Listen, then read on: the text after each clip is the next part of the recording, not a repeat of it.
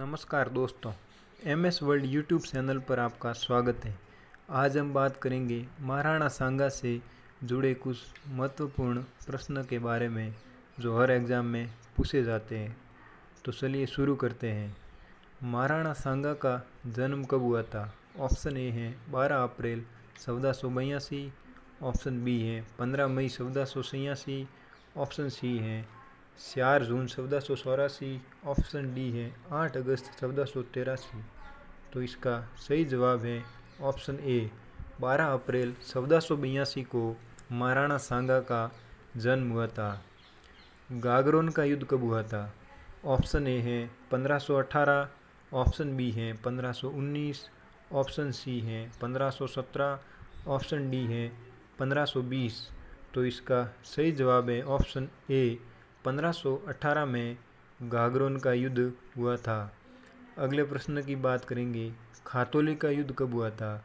Option A है 5 जनवरी 1518, option B है 22 नवंबर 1517, option C है 8 अगस्त 1519, ऑप्शन डी है 16 जून 1520। तो इसका सही जवाब है 22 नवंबर 1517 को खातौली का युद्ध महाराणा सांगा और इब्राहिम लोदी के बीच हुआ था। अगले सवाल की बात करेंगे, बाड़ी का युद्ध कब हुआ था? ऑप्शन ए है 1520, ऑप्शन बी है 1518, ऑप्शन सी है 1519, ऑप्शन डी है 1517। तो इसका सही जवाब है ऑप्शन सी 1519। अगले प्रश्न की बात करेंगे, बयाना का युद्ध कब हुआ था? ऑप्शन ए है 16 फरवरी 1527, ऑप्शन बी है 17 मार्च 1527, ऑप्शन सी है 15 अप्रैल 1527, ऑप्शन डी है 18 जून 1527। तो इसका सही जवाब है 16 फरवरी 1527 में को बयाना का युद्ध महाराणा सांगा और बाबर के बीच में हुआ था। इस युद्ध में महाराणा सांगा की विजय हुई थी और बाबर बुरी तरह से परास्त हुआ था। अगले सवाल की हम बात करेंगे, तो खानवा का युद्ध कब हुआ था?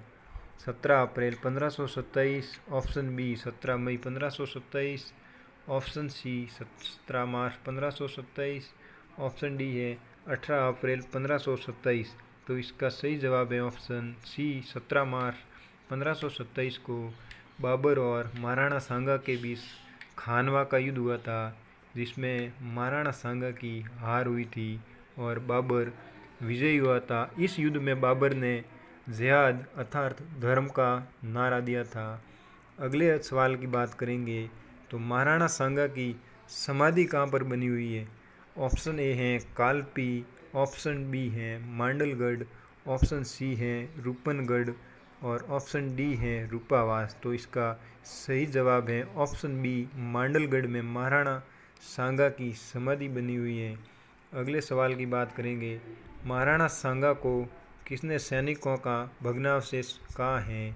ऑप्शन ए है जेम्स प्रिंसेप, ऑप्शन बी है colonel James Tod, option C है इब्राहिम लोदी, ऑप्शन डी है बाबर।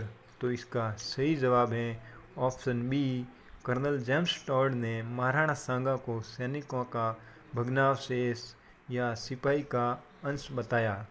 हिंदू पथ तथा अंतिम भारतीय हिंदू सम्राट के नाम से कौन प्रसिद्ध हैं?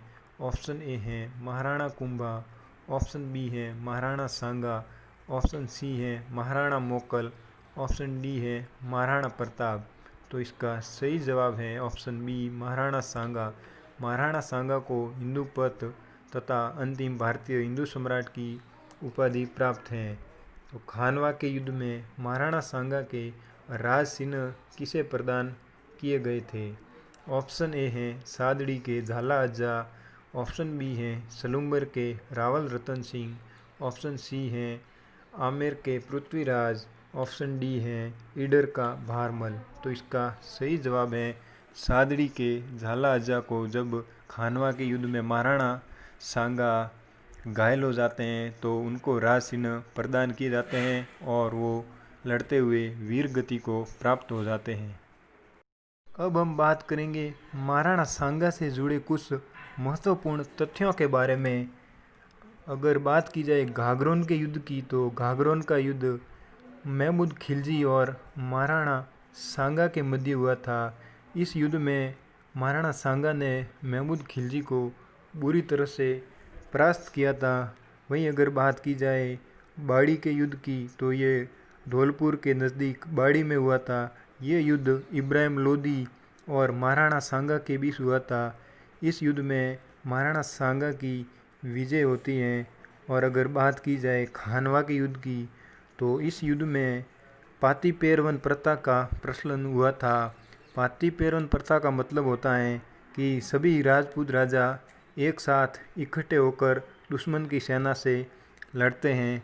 इस युद्ध में महाराणा सांगा की हार का मुख्य कारण था कि बाबर के पास तुलुकनुमा पद्धति थी तथा उनके पास तोपें और बंदूकें थी, जिसका जवाब राजपूताना के पास नहीं था, वरना महाराणा सांगा की विजय होती और राजस्थान का इतिहास कुछ अलग होता। ये थे महाराणा सांगा से जुड़े महत्वपूर्ण प्रश्न जो हर एग्ज़ाम में पूछे जाते हैं। वीडियो अच्छी लगी हो तो लाइक, शेयर और कमेंट ज़रूर कीजिएगा। नमस्कार, जय हिंद दोस्तों।